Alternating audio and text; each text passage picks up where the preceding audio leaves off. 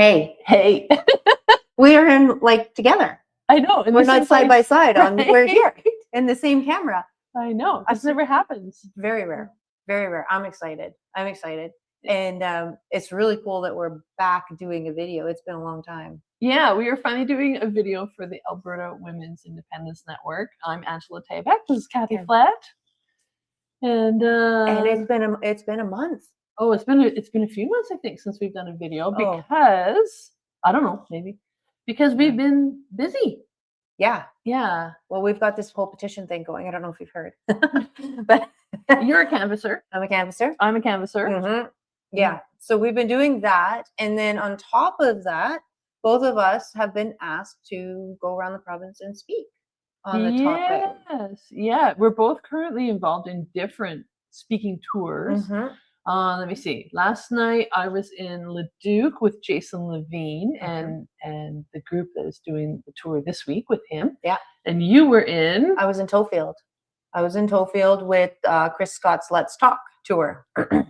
And then you got to hang out at my house last night. Yeah. So that's pretty cool. Yeah. And then we said, hey, let's do a video this morning. Yeah. And this is going to be a fun one. I think so. So to jump into that, for those who are not connected with me on LinkedIn, I can get pretty busy on there too. Most people find me on X where I have the most fun. That's my favorite playground. But LinkedIn is another one that's really good. And so I had some posts on there, obviously, about Alberta independence, because that's all I talk about. And there's this gentleman that I'm connected with on there, very nice guy, and his name is Yogi Schultz.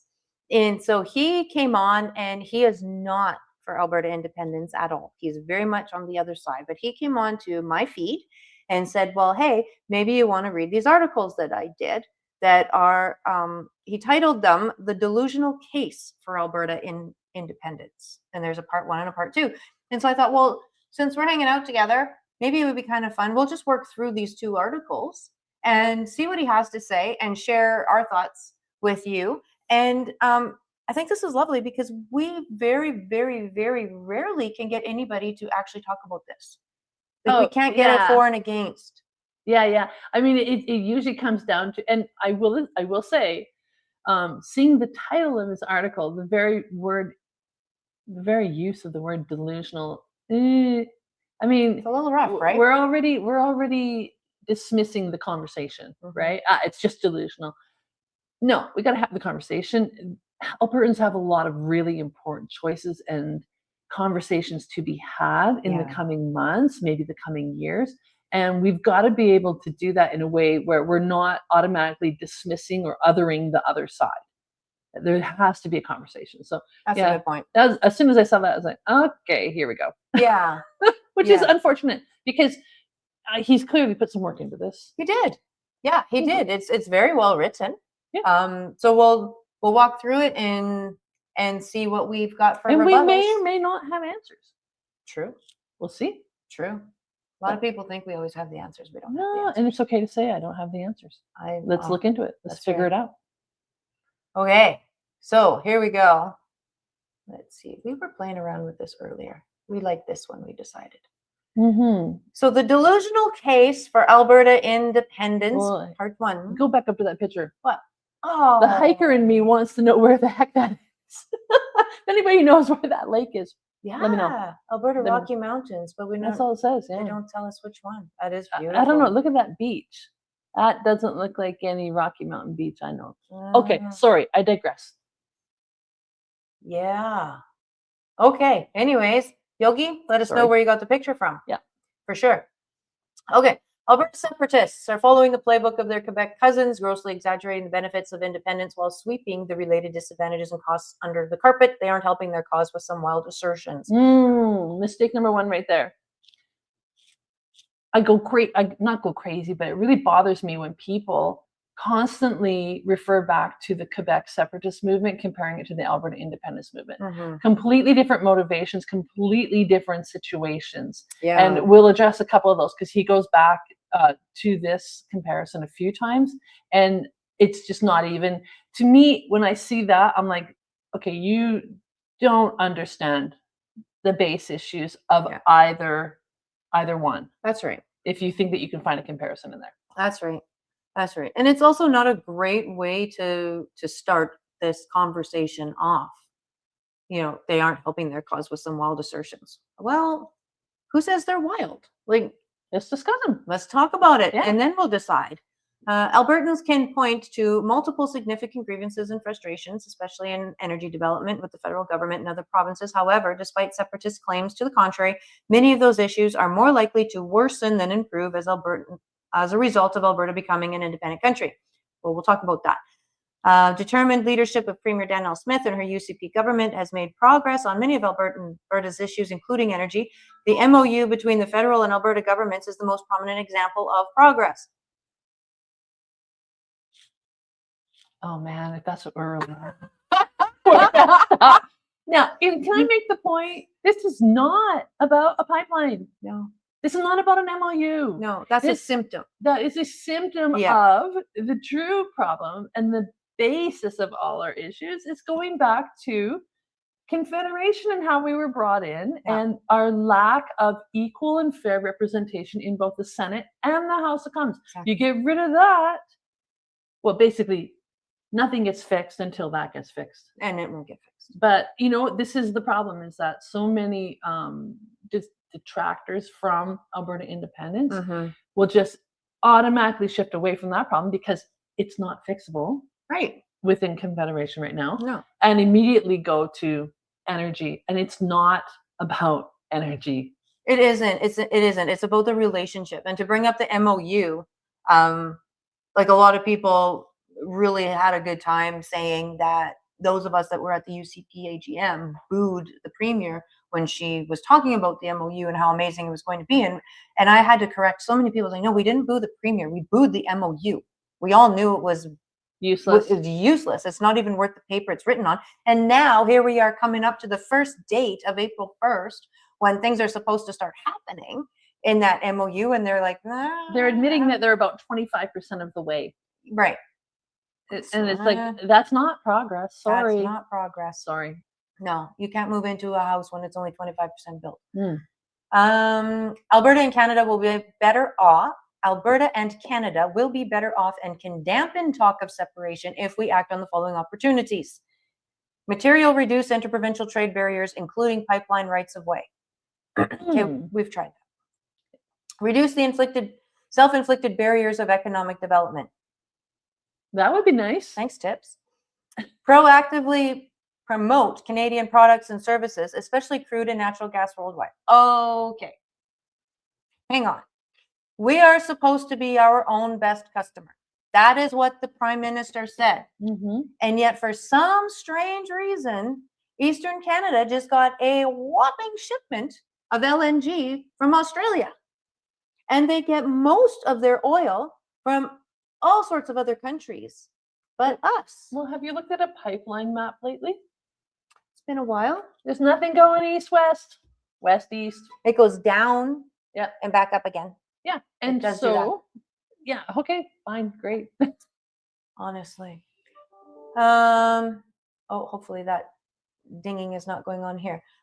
Where am I at? Pursue a reasonable approach to reducing greenhouse gas emissions to address climate change. Alberta is like 0.6% of global greenhouse gases. 0.6%. That is less than pissing in the ocean. Why do we need to do anything? Well, if people are really concerned about greenhouse gases, take some of our clean Alberta oil and replace the dirty whatever coming out of all around the world. Everywhere else. And reduce it that way. That makes way more sense. I know. Some of these people. Okay. So now we're getting into a landlocked Alberta is not a problem. We claim that Alberta's current landlocked status results from federal policies and interprovincial barriers, not geography. Correct. That is true. Correct. Our own country has landlocked us. He's absolutely right. Yep. Our own country. Our own country did it to us. Alberta, as a sovereign nation, would negotiate trade corridors and pipeline access with real leverage. Mutual economic benefits would give neighboring provinces and countries strong incentives to cooperate. Yes. Okay. Well, okay. All right. So going back to that pipeline, the pipeline map, right? Yeah, yeah. I mean, we know that almost 90% of our Our trade. provincial exports Yeah, go north-south. correct. We know that is the situation right now. Okay, so yeah, so if the rest of Canada, which I really have a hard time understanding the motivation behind this, if the rest of Canada didn't want to work with us after we separate, well, okay, we'll be missing 10 to 12% of our. Well, I'm pretty sure we can make that up. Yeah, but it doesn't make any sense, right? It doesn't. Because I mean, like, talk about like shooting yourself in the foot, right? Mhm. Because when we look at Vancouver and that port is a huge revenue generator for Absolutely. BC, Yeah. for Canada, Yeah. right? Everything goes there. Everything goes there. And the fact of the matter is, if the rest of Canada wants to continue to receive their inexpensive Asian goods coming through that port, there's only one way to get it to the rest of Canada, be either on a railroad, which we have, or roads, which we have, Trucks, yeah. right? Trucking. Yeah. And it would not make any sense to cut that off and say, oh no, now that you've separated, we're not going to work with you. And then Alberta says, well, okay, then I guess you can't bring your goods through here. Like, that's the leverage we get. Is now we can say, you know what, you want this, okay, we want that. You want this, we want that. It's called leverage. You want this, well, okay, you know what? Here's the deal. If you're not going to allow us to get in there and build a pipeline and get Northern Gateway going out, then it would really suck for that port to run out of gas in 3 days because we fuel that port. So this is the mutual like that we could finally realize that we can't realize now. Well, unless we're going to act like we're in the playground in the sandbox and, oh, I'm taking my toys and I'm going home, rather than just saying, you know what is mutually beneficial for both sides, and acting like adults and doing that. That's right. Now, we don't have that. We don't have that leverage. No, we don't have anything except for keep your dirty oil in the ground. Yeah. That's what we have. Yeah. Really sucks.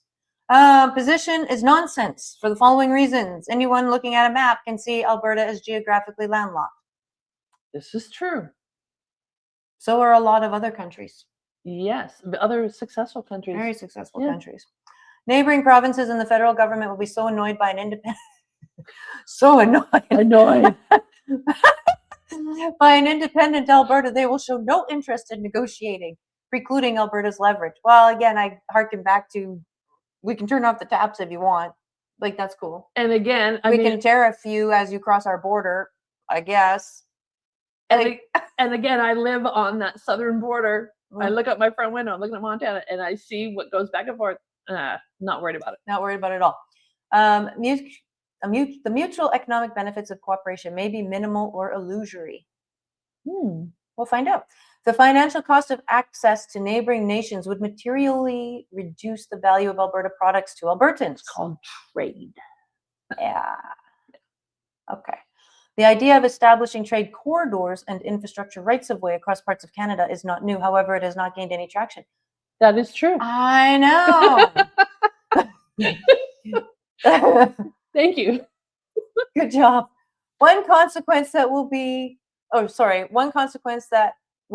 more of Alberta's crude oil will be shipped by rail. Says who? Where? Right. That higher transportation cost materially reduces the resource's net value to Albertans today and in the event of independence. Where are we going to ship it if they don't want to cooperate with us? I don't know. And if we have a pipeline that goes north-south that's already carrying the vast majority, why are we doing it by rail? I don't think we need to. Okay. I don't know. Going back to the Notley days, I guess. I guess. A majority vote for independence leads to agreements. What? Well, no, is that what he's saying we're claiming? I don't know. Oh, okay, because to me that's a no-brainer. No, that's what he's saying we're claiming. Oh, okay. Yeah, we are. Alberta. Oh, I'm proud. Alberta separatists point out that a majority vote for Alberta independence is not unconstitutional or illegal, but would trigger a constitutional duty for the federal and provincial governments to negotiate agreements on the many topics that will arise. Clarity Act. That's true. Oh, okay, we're on the same Mhm. page here. However, the separatist statement obscures the fact that governments would have no incentive to negotiate in good or bad faith. Okay, hang on. If I understand correctly, Mm-hmm. and I need to look into this some more. I want to understand this better. Okay. I think he needs to go back to the actual secession reference case that triggered the Mm-hmm. creation of the Clarity Act, because it does actually address that. It does. That if there is clearly somebody's not negotiating in good faith, there are remedies that the seceding province has. Correct. So I'm not too worried about that. No. Also, Alberta would be negotiating with larger and more powerful neighbors to the west, east, and south. That doesn't change anything right now. Yeah. Negotiations are more likely to drag out for years and cause more damage to Alberta than to the other parties involved. Wrong again. I don't think Albertans would actually put up with that. No. But yeah. I think most of us are pretty done. Yeah. Actually, we're pretty done. Multiple comments from other Canadian politicians that are unsupportive of Alberta's issues indicate that these negotiations will drag out. Okay, so that's a you problem. Yeah. That's not our problem. We cannot be responsible for how other adults conduct themselves. Yeah. No. We're following the law. We are within the framework of the Clarity Act. Mm-hmm. And like it's been very clear, you speak to Mitch Sylvester and like how they've worded the question and everything. And it's like, we're sticking to the legal framework that we have been given to work within. And if others don't wish to do the same or negotiate in good faith, that's out of our hands. That's right. That's not on us. That's right. BC Premier David Eby has claimed that the BC government has the power to veto an interprovincial pipeline. Clearly not true. Agreed. Yeah, it's not true. Except did our Prime Minister not say, yes, we need to have the agreement of, okay, yeah. So I guess we're not working under the Canadian Constitution. No. Well, under this current Prime Minister, he doesn't care. I mean, he just does. We just learned day before yesterday, that he's getting ready to take away the ability for provinces to make laws. So why do we want to stay? Previous BC Premier John Horgan repeatedly opposed the TMX pipeline. His government thereby contributed to a multi-billion-dollar cost overrun for no benefit to Canadians. Yep. Yes, he did. First Nation leaders have claimed the power to veto resource development projects, including pipelines, even though it's not their right. It's actually a duty to be consulted. That's correct. They can be consulted. They do not have a veto. So this is absolutely 100% right. Legault proudly opposed Alberta's dirty oil. That's right. We were socially unacceptable, as I recall, while supporting the importation of crude oil that is dirty. We talked about that just a few minutes ago. Blanchette stated his strong opposition to any project aimed at turning Quebec into a highway for dirty oil and gas from the West. Yeah, but they like our money. And I think he talks about equalization down here on the next one. So we'll get to that in a minute. And then Guilbeault quit cabinet over the federal government signing of the MOU with Alberta. Who cares? Who cares? Why do we care about that? Eventual agreements with other provinces will lead to higher transit fees for Alberta's crude oil and natural gas. Those fees will materially reduce the resources net value to Albertans. No. No. It won't, because again, we've now got leverage to negotiate back and forth. On top of that, the $28 billion in revenue per year that leaves here will not leave here. Right. It will be here. It will stay here. So even if there were a little bit of fees that we would have in that negotiation, the upside is still way too big to want to see this go any other way. Then we say Alberta's economy would do well. Correct, we do. We claim an independent Alberta economy would do well because our vast resources and skilled workforce will continue to deliver prosperity. Yes. And here's the thing. Okay, Kathy, you and I both spent a lot of time in Fort McMurray. We can use Fort McMurray as an example. Yeah. But I've also worked in agriculture in the southern part of the province. Yes. In a technical, like a supportive industry. Yep. Our skilled workforce is world-class, phenomenal, amazing. And anybody that is willing to just dismiss that offhand, they do not have an understanding of what we have when it comes to the skilled workforce in Alberta. That's right. In many industries. It is absolutely fabulous. I have a bed and breakfast. Yeah. We get people from all over the world. Everywhere. We get lots of Albertans who are originally from other countries. And I hear their stories and why they've come to Alberta. Yeah. And these guys are working oil and gas. And the stories that they tell me, because maybe they've worked in other areas as well. They've worked in Venezuela, they've worked in the Middle East, they've worked, in Russia. I remember this one gentleman in particular, he was originally from Turkey. He worked all over. And he came to Alberta. First, he went to school to increase his education when it came to, he was like a SEGD specialist type of thing. Yeah. And then to actually work in the industry. And he was like, there is no comparison. Yeah. There's no comparison. Yeah. And so anybody that's going to dismiss that, you don't have an understanding of what we actually have here in Alberta. They don't. No, they don't.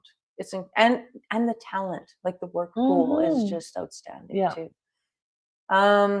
Independence eliminates federal headwinds such as economy killing environmental programs and indeterminate project approval processes. Yes, it would. Yeah. If we get rid of that ideology, now we don't have these problems. Overnight. Right. Gone. Yeah. We can negotiate direct trade relationships with other countries and existing trade blocks. Correct. We're sitting on the world's third largest oil reserves and gas reserves. And why would they? You know what? The fact of the matter is, no matter what people say, oil and gas is not going away. It's not going As away. long as we have poor nations that are energy poor, there will be a need for oil and gas. And we do have that. Yeah. And so it's not going away. And why would people not want that? They do want that. There's a demand for it. Well, and imagine, and this is what when I'm doing the presentations on these tours, I say, we have what the world needs, and yet we have a government that won't allow us to help them. Yeah. Right? Trudeau said there's no business case. Oh my goodness. There's no business case to keep the German people from freezing in the dark, literally, because they decided to go all green and it backfired. Okay, so last night in Leduc, with the Jason Levine speaking tour, Marty Belanger, or Marty up north, he was part of that. And he talked about his experience. Like, he was way up there when it comes to like engineering pipelines and that type of thing, right? And like, so he knows, and he tells stories of like where they had a business case like so strong, and it was all shut down by federal ideology, basically. Trudeau saying there is no business case he knew that Marty gave the numbers last night. It's like, how do you not call that a business case? So we would be able to negotiate direct trade relationships. That's right, without anything else. And in fact, we would be so open for business, right? Money goes where money's invited.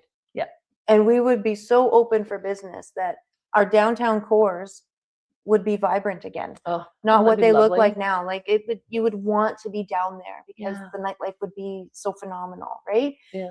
And our little towns would so vibrant. Would come alive. Yeah. That, instead of all these boarded up buildings, we would be able to release all of this potential and energy. Like it would, oh my gosh, it would be so cool to watch that happen. And we would have complete control of our energy and natural resource development policies. Yes, we would. We would. Now let's see what he says that we can't do. We neglect to mention that. Oh, here we go back to Quebec. Okay. Can we talk about Quebec for a second? Sure, let's do it. So this is my understanding. If it's different, please reach out. Yeah. To straighten me out. So I lived in Quebec actually right before the referendum. That's right. Like a few years before, yeah, right? Yeah. Here's the thing with Quebec. Montreal had a lot of head offices for national companies, right? Banks, that type of thing. Yeah. These head offices needed to be able to employ Anglophones. This comes right down to language. They needed to be able to employ Anglophones because they were national companies, right, dealing with both French and English customers. However, during the whole Quebec referendum thing, and The Quebec referendum was all about preserving culture. Yeah. Right? Yeah. Completely different reason, although culture does play a part in our Alberta referendum. Yeah. But a lot of it is also more based in economics and that That's type of thing, right? And fairness, that type of thing. Mm-hmm. So Quebec was mostly the focus was on preserving the Quebecois culture, which was French. Right. The fact of the matter is, those companies that had offices in Montreal now faced a dilemma. Mm-hmm. We're going to lose our Anglophone employees who no longer feel welcome in Quebec. And we just can't do business in an environment like this, right? Yeah. And so a lot of those head offices, because people, the head offices in Montreal left. Yes, why did they leave? Not because of uncertainty, like economic uncertainty. It was because they seriously could not employ Anglophones and let them feel comfortable where they were living and where that head office was. And this, of course, was the days before the internet and where people could work remotely. Right. Nowadays, that wouldn't be such a big deal. Yeah. But in those days, I mean, the internet was just barely coming online, that type of thing. Yeah. And so the only option was, if we want to keep our company and all of these Anglophones, we are going to have to move to Toronto or Ottawa or wherever. Calgary, I think a lot of them. And maybe Calgary, a lot of them too, right? Yeah. And so it's a completely different motivation, reasoning, all those things. So again, when someone throws out Quebec, you don't get it. You don't understand. It was a very different argument for them than it is for us. Yeah, that's a very good point. Very good point. Even modest immigration of talent will negatively affect housing prices. What about modest immigration of talent? Right. Will it have the same effect, but on the opposite side, positively affect housing prices? Well, I think what's going to end up happening is once we become our own country, we're going to have to make sure that our immigration offices are fully staffed. Yes, and that things are tight. Yes. Very tight.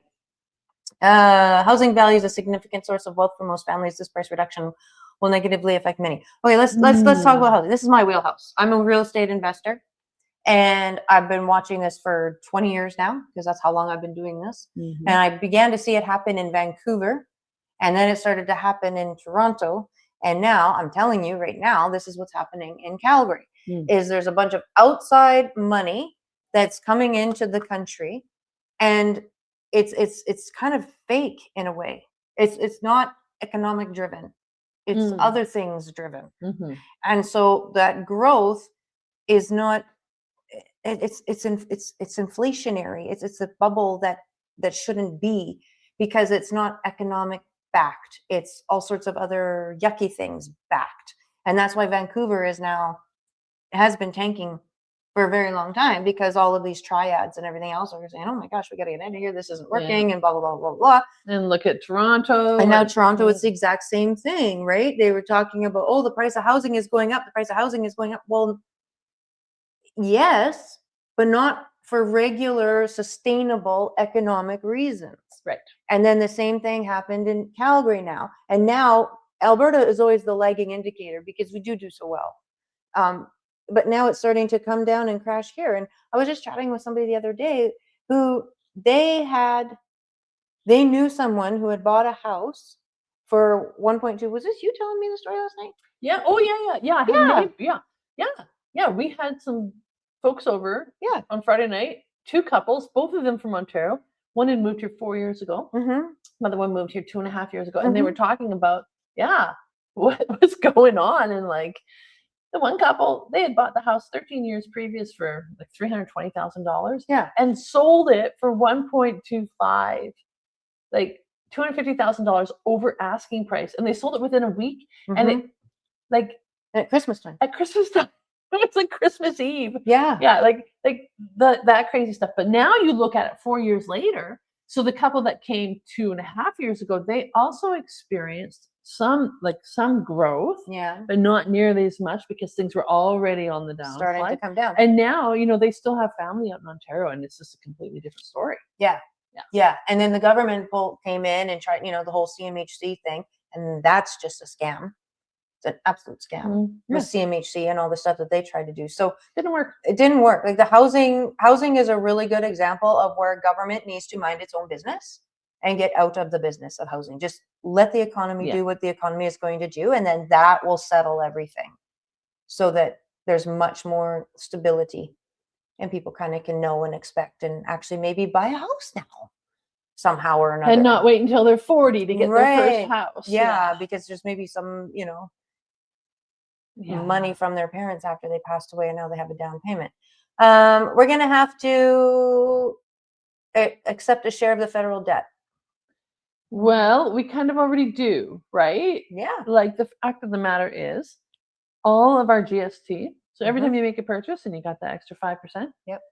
is going towards the debt servicing costs, the interest. Yep. Yeah. And so if you are paying GST, you're already paying a share of that federal debt. Yep. On top of the fact that we have taxes that we pay. Yeah. We're Lots of them. supposedly going to pay down that debt, but I think we're just increasing more debt. Oh, yeah. Carney is spending more than Trudeau ever did. So here's the thing. Okay, fine. I mean, we're just going to make it really simple. I'm sure there's a much more complicated thing that they'll come up with, Always. right? Yeah. But okay, let's just say 10 provinces, 3 territories, divide the debt in 13. I know it won't be done that way. Don't freak out. But just, okay, fine. Yeah. Give us 13% of the debt and let us keep all of our other money and we'll be able to pay it down and get it figured out rather than it just ballooning and growing and never getting ahead of it. And what are we getting for it? Nothing. We get kudos from the guy in Ukraine. Thank you for your donation. That's right. That's right. Yeah. Yeah. It's all laundered anyway. What some people don't, that's a really good point too. Like the GST is covering it. Another way to think about it is that the amount of money that we spend to service that debt, the interest on that debt, the amount of money is more than what is spent on healthcare across the entire country. That is a travesty. Think of that while you're sitting in the waiting room for 12 hours. And the problem is that as Albertans, we don't really have a say who makes government. So we have Eastern Canada continually re-electing the same people with the same ideology that are not putting the brakes on anything when it comes to spending. Exactly. And it's just getting worse. We need out so that we can actually fix the situation. Yeah. And as far as the debt, I would, if I were at that negotiating table, I would be negotiating from a position saying, no, actually, we don't owe you anything. We have paid in so much already that, and we didn't vote for this. These are not our values. This is not how we budget. And so, no, this is your mess. You made it. You sit in it. Yeah. That's how Wouldn't that be nice? That would be where I would come from. I don't know if that's where it would land, but that's where I would start those negotiations for sure, is telling them to stick it up their nose. They would undermine Alberta's economic prospects. One example is that Alberta's oil and natural gas industry will deteriorate due to lack of investment. Venezuela illustrates this outcome with its dilapidated, environmentally damaging, and unsafe oil and natural gas industry. Okay, so my guest, going back to my guest at the B&B who had worked in Venezuela and now came to Alberta to work in oil and gas in Alberta. I'm sorry, that is a ridiculous comparison. It is. Well, for one thing, Venezuela went full socialist, full communist. Yeah. Yeah, so you're right. Let's stick around for another 20 years and in then Canada, we'll and then we'll be Venezuela. Then you can make the comparison. But until then, no. No, it's not a good comparison at all. No. We'll no longer subsidize the rest of Canada. Correct. That's right. They will be better off financially because an independent Alberta will keep its significant multi-billion-dollar tax revenue, principally income tax and GST, which the federal government currently collects. Yeah? Yeah. Correct. In fact, I don't even think we would have a GST. I think we should have a consumption tax rather than an income tax. Yeah. I would like to see that happen. Well, have you heard of a petrol state? You know what a petrol state is? Yeah. I think we'd be all right. I think we could do that. I think right? Where we wouldn't necessarily, not saying the minute that we vote for independence and we become independent. No. But eventually we could get to the point where we don't have income tax. Yeah. That's it. Set our own financial priorities.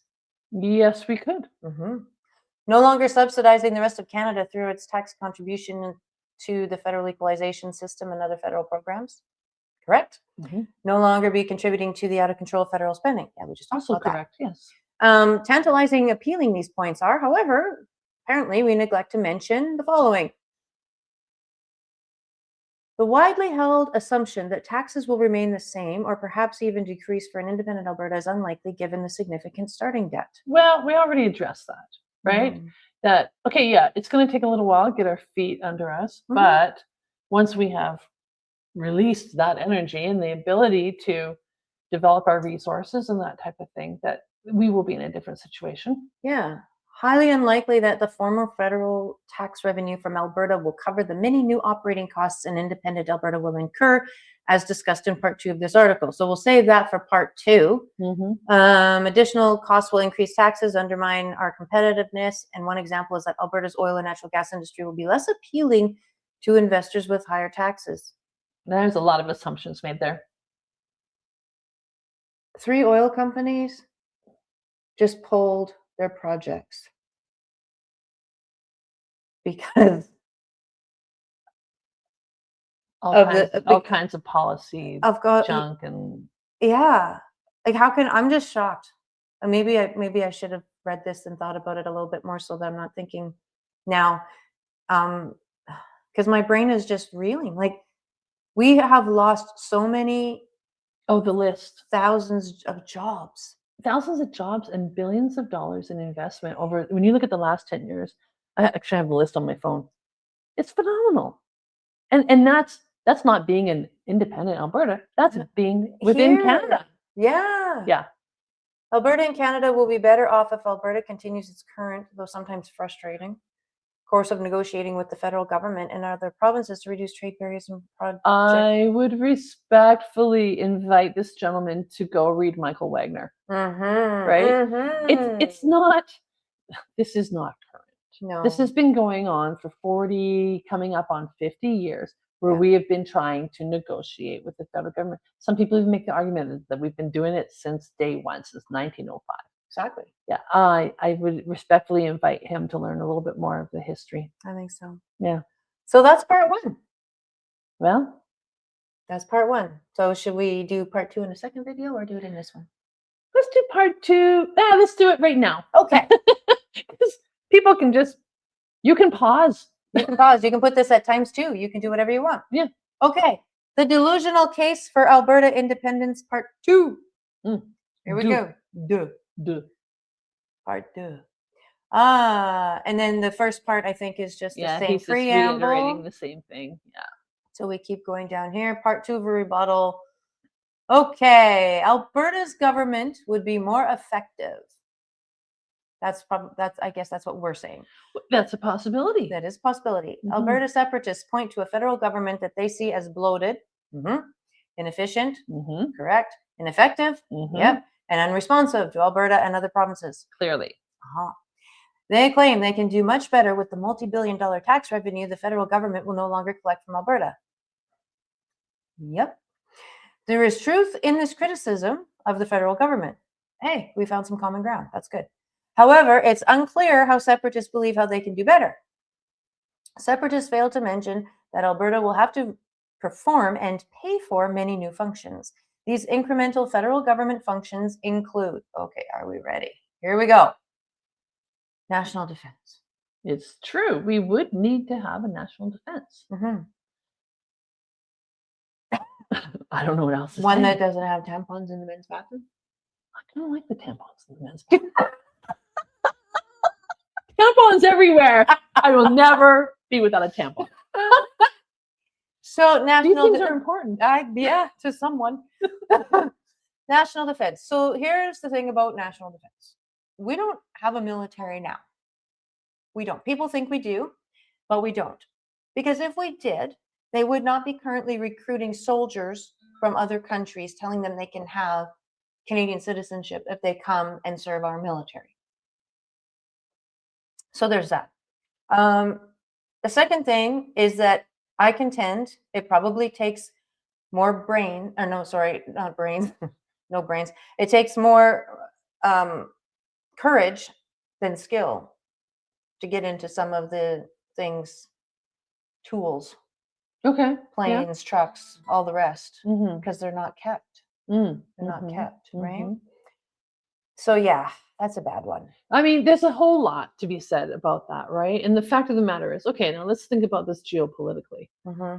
If Alberta were to separate from Canada,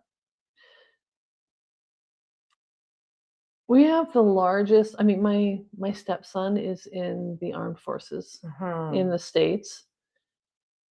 I have been to the Naval Academy. Yeah. We don't hear a lot because he can't always say what's going on and what's happening. That's right. But the level of the training and specializing and all that.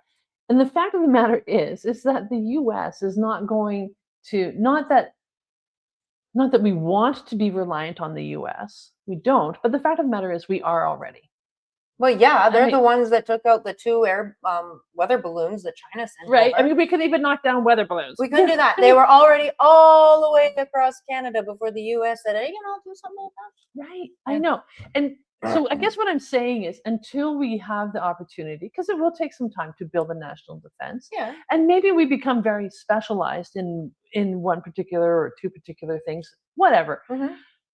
The fact of the matter is we have the largest defense system just south of our border. They're not going to they do not want any kind of insecurity or whatever sitting on that border. That's right? right. They're going to be there for us if needed. Yeah. Until we get to that point. Exactly. Yeah. Yeah. Yeah. I'm not even worried about that. Mm. Foreign affairs. Well, stick foreign affairs with international trade. Okay. So Okay. let's just bounce down. So let's just balance those two. So we already have a premier who has been highly criticized by the rest of Canada. Yeah. For traveling around and talking to people. talking to other countries, That's right.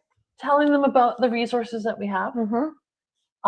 And selling Alberta, basically. Exactly. Selling the idea of Alberta resources. Yeah. Something the prime minister should be doing and isn't. Well, Like, that's kind of great. He should be selling Canada. If it's now Canadian oil, like 2 years ago, it was Alberta's dirty oil. Now suddenly it's sexy to call it Canadian oil. Well, yeah. So if he is so determined that that's true, how come our premier is left doing this by herself? Well, he went to China and, Yeah. established the New World Order, apparently. Okay, fair enough. Okay, yeah. Anyways, international trade. Yeah, you're right. Our premier has done a stellar job. And it's not, here's the thing that so often we hear people say, oh, what about this? It's not rocket science. We're not reinventing the wheel. No. It's not like these things don't get implemented, improved upon in other countries all around the world all the time. Yeah. It's not impossible. No.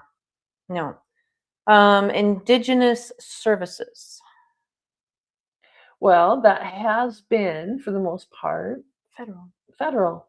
Yeah, under the Indian Act. Mm-hmm. The treaties have been administered federally. Mm-hmm. Now, something that a lot of people don't understand, and it's kind of interesting because I live right next to the Blood Reserve, which is the largest reserve in Canada. Yeah. And even folks on the reserve don't get this. Yeah. I watched a video of was it Nikki Amory? I think, because he's in the provincial government. Mhm. Anyways, the provincial government came into an agreement with the Blood tribe to build a new police station in Standoff. Mhm. And there was millions of dollars that the provincial government was putting into this. So in many ways, we are interconnected already. That's right. Although the bulk of it through the Indian Act and the treaties is the feds.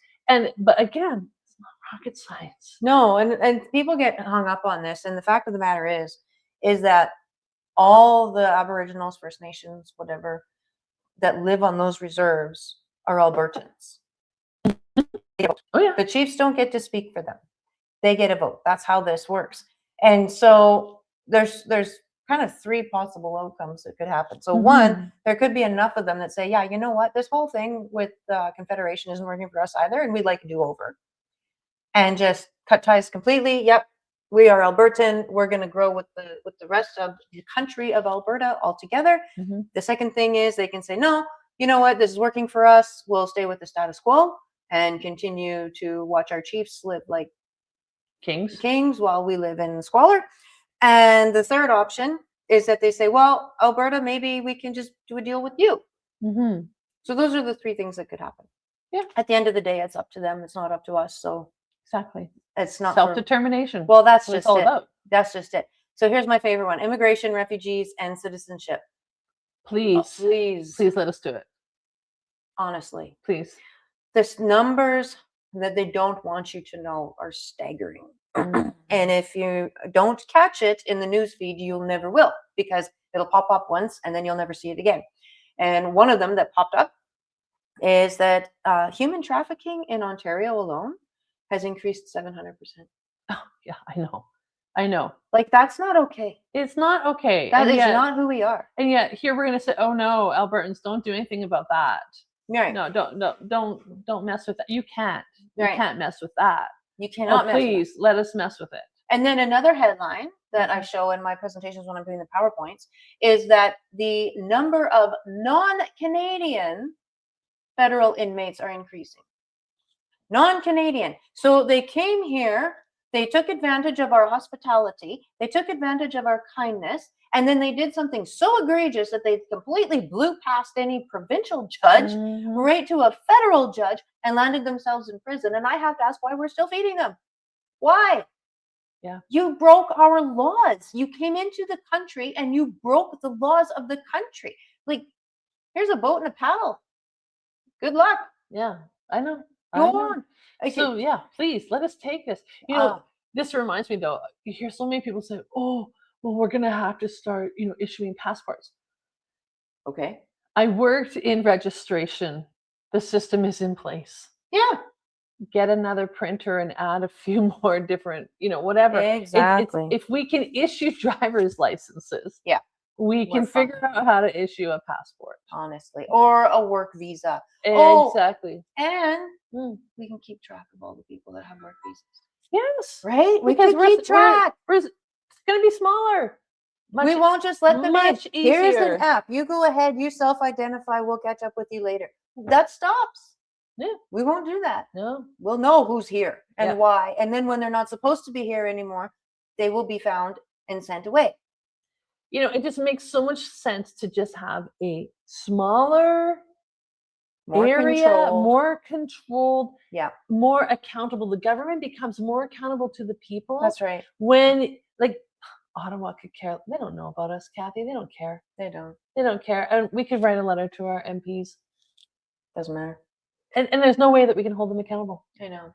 We saw that during the convoy and stuff. They don't totally care. Did. Yeah. Yeah, we totally did. You can go all the way there. They don't care. No. But they'll care here. They can. I've written letters to Danielle Smith's office about things I was concerned about, and we got a response. That's right. You did. We've got a great response. Yeah. So it's an opportunity for better accountability. I agree. Just overall. Okay.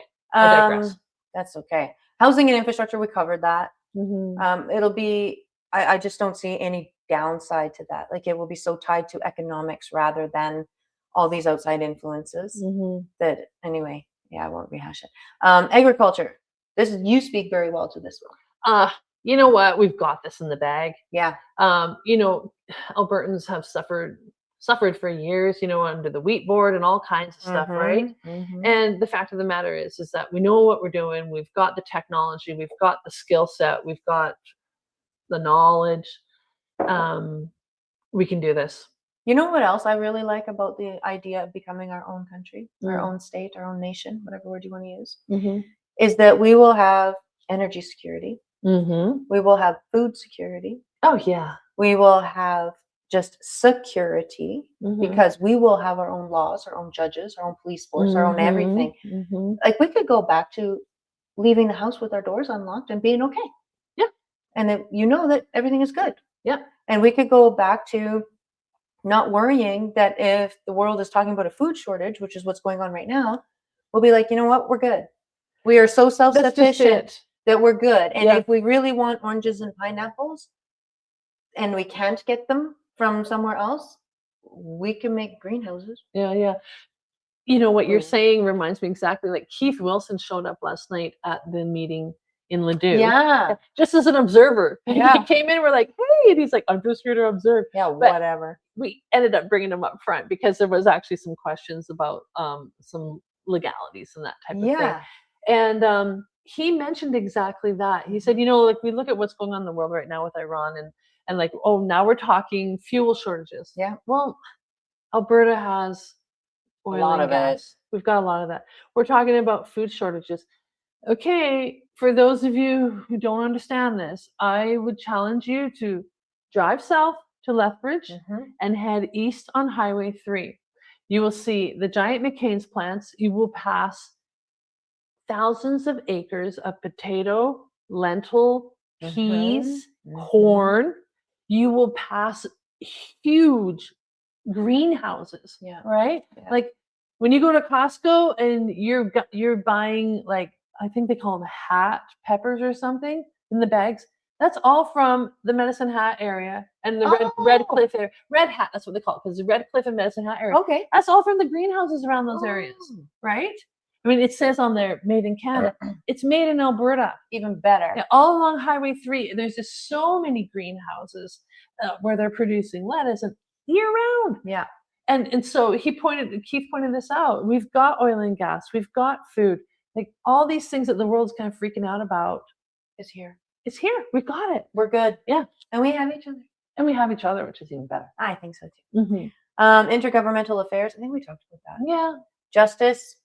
Please. We'll have it. We'll have justice. Please. Woo, what a concept. Exactly. Oh my gosh. Federal and provincial policing. So here's the deal. We pay a lot of money for policing through our tax dollars, and yet we have fewer police than what we pay for. The contract is not being fulfilled. Yeah, and we don't get a discount for that. There's no rebate because the contract was not fulfilled.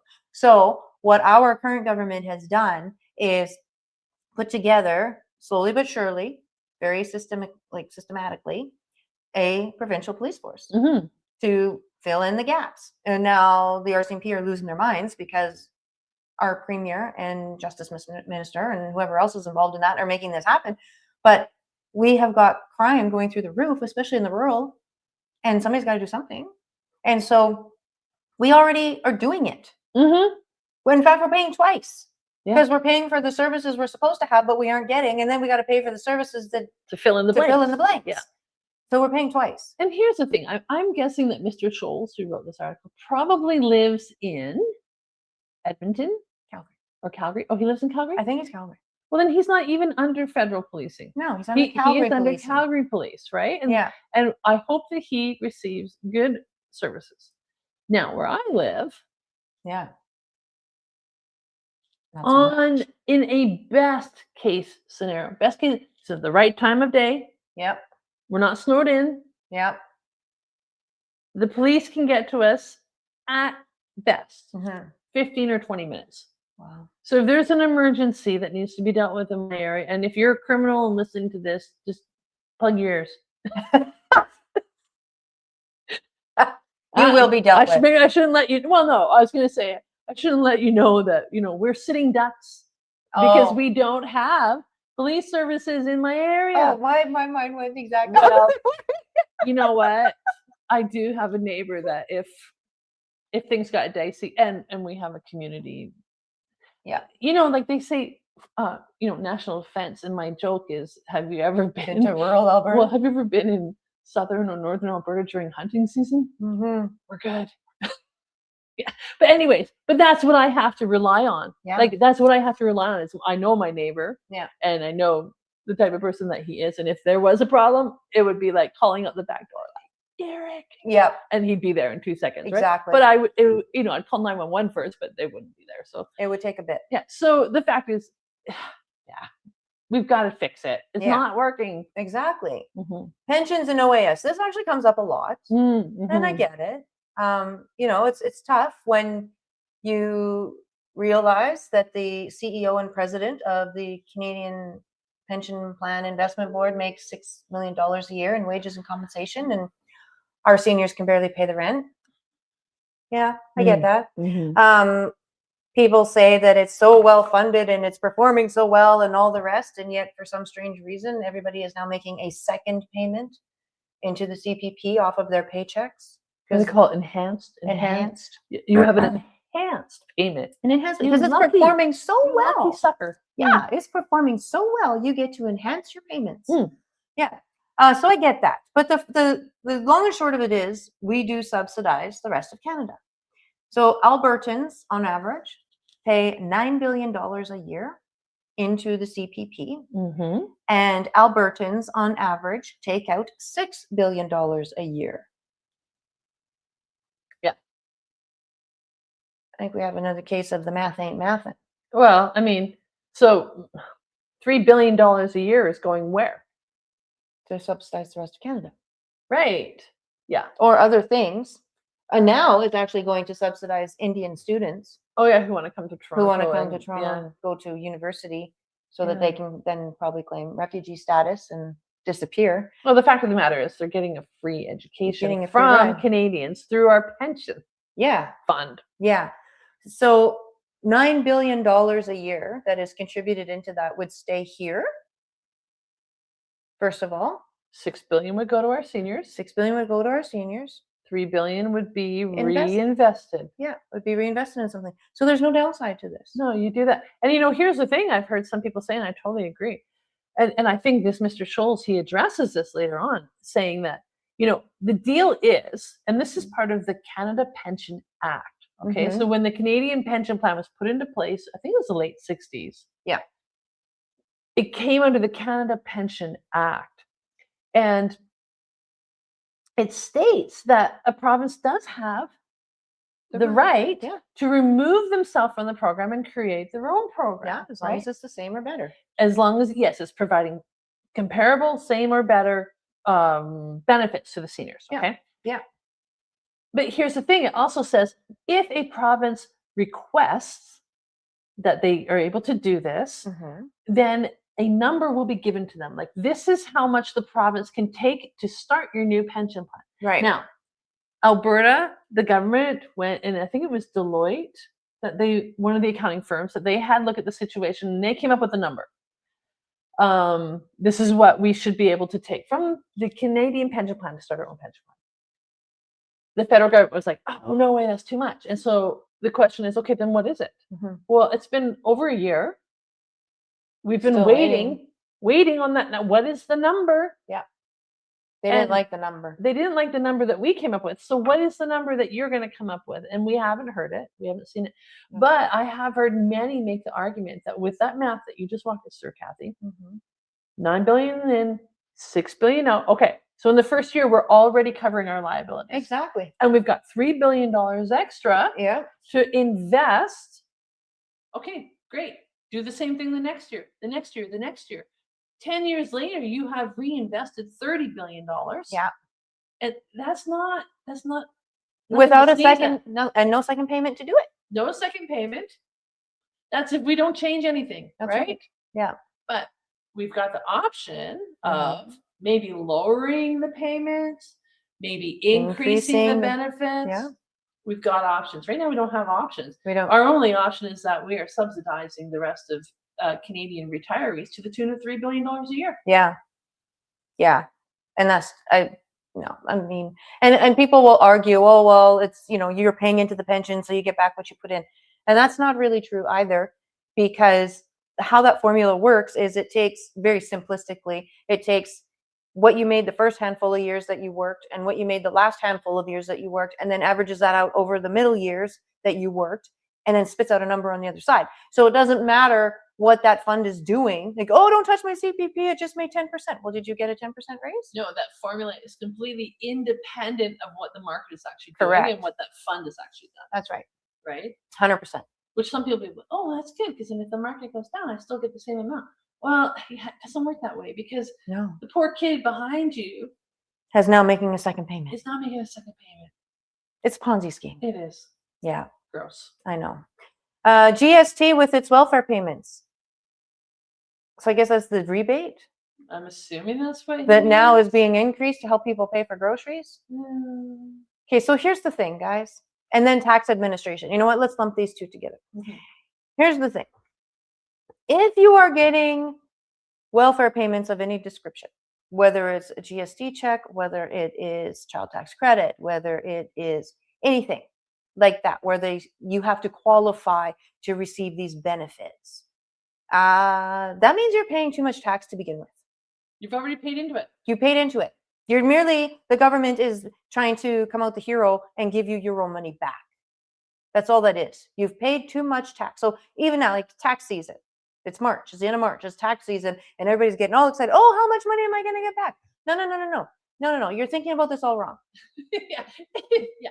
It's more like, how much money did I loan to the government for last year, interest free? Well, I couldn't afford groceries. Now I'm getting it back. And now you're getting it back. Maybe some. And now something else, and this can, I suppose, tie into with the housing thing, is how many of you have noticed, and I noticed it the very first year, and I was like, what the heck? On your T1 gents, when they're asking you all the questions, do you own your own home? They started asking that, I want to say like 4 or 5 years ago. Yeah. Something like that. And I was like, oh yeah, what's this about? Oh, they're just doing, it's just a way to do a survey. Then do a census. This year, they come out with this grandiose idea that now you may be paying tax on the equity of your home. Every year. A home equity tax, lucky you. So for all of our seniors who are worried about your CPP, that's the least of your problems if you own your home outright. Yeah. And you want to stay in this system because... Why? I know. Okay. Suggesting that an independent Alberta can perform all these and other functions for much less cost with a greater efficiency than the federal government is doing is likely delusional. Efficiency and federal government should not be used in the same sentence. Fair.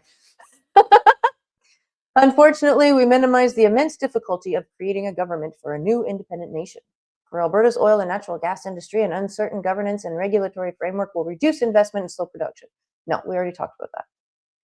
And difficulty, immense difficulty. When did we ever shy away?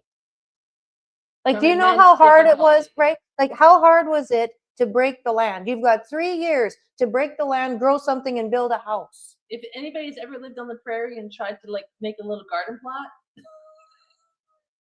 good luck.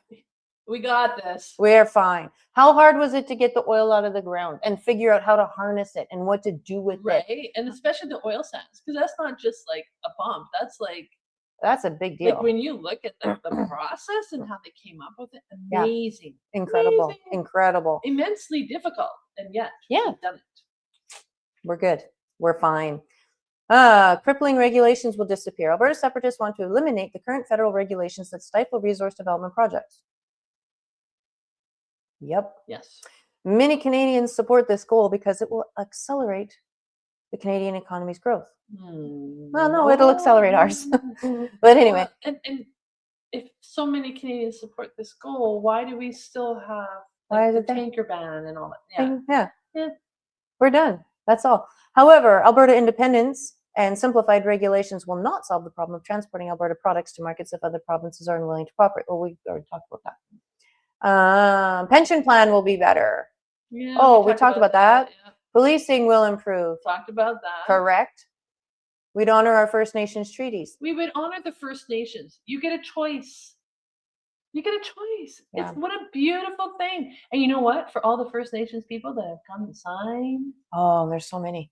There are. And it's because they realize like it's not working. Yeah. It's not working. You just gotta drive. Yeah. I know. Working. Oh, hang on. Go back up there to the this threat could be significant given the large reserve areas located within Alberta. Let's just set this straight. Yeah. 1.3% is how much the reserve land covers Alberta. Yeah. That's all I'm saying. Let's be factual about this. That's right. Equalization system will be eliminated. Correct. Yes, it would. Oh, okay. Well, for us. Okay, yeah. But you know what? Let's go back to what he says here. Okay. And this makes me crazy about when we talk about equalization. People are like, well, Alberta doesn't write a check to Quebec. You're right, it doesn't. Correct. We understand. Mm-hmm. We understand how the equalization system and equalization transfers work. Yeah. We understand Yeah. that all the money, federal taxes go into a pool Yeah. and it gets divvied up. And we understand Yeah. that we all pay the exact same percentage of federal tax. Yeah. But let's be honest here, because this is the part that those who are against Alberta independence like to just leave out. Mm-hmm. It's not the amount that we're paying in, it's how it is divvied up across the province. So Right. when we receive millions, is it millions, billions, whatever, when we receive less money or less services Yeah. or less funding, Yep. when we receive that back from the federal government than what we've paid into, then our federal tax dollars are subsidizing That's right. some other area of the country. Yeah. And what that works out to, just in simple math, Mm-hmm. is that every Albertan, not taxpayer, every Albertan pays in $5,000 more over and above What they receive back. what they receive back per year. So let's tell the whole story here, because they're so willing to just say, to just dismiss the whole equalization. Yeah. Well, you're not writing a check. Yeah, we get that. I know. But what we're not getting back and where it's going Yeah. to buy votes in the East, let's be honest and fair about this. Mhm. That's the problem. That's right. And yeah, there are no, and to say it's important to, like, there are no provincial contributions. It's important to address that too, because a lot of people, when we're out and about talking, will say, well, let's just stop paying it, because they do think that it comes from the provincial government. And we say, no, actually it comes right off your paycheck. Yeah, So it's Albertan taxpayers. It's Albertan taxpayers that do this. So yeah, that's a problem. Alberta independence will not improve Alberta's position. Currently, Alberta neither pays nor receives equalization transfers. Wrong again. Yeah. Okay.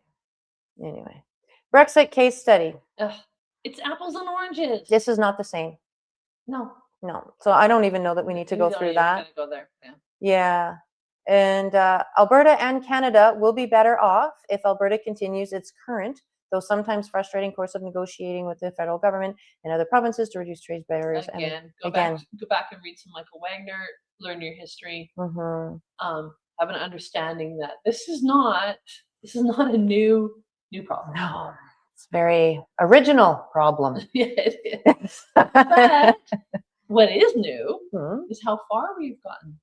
Oh my gosh. To actually addressing these issues. And you know why? I think it's the people. It is. We left the politicians out of it. Yeah. We took it on ourselves. We did. And that's why the independence movement has made it this far. That's why the politicians are losing their minds at all levels, for that matter. Yeah, that's why the bureaucrats are losing their minds, because the people are saying we've had enough. We're done. Yep. And so I'm excited to see how it goes in October.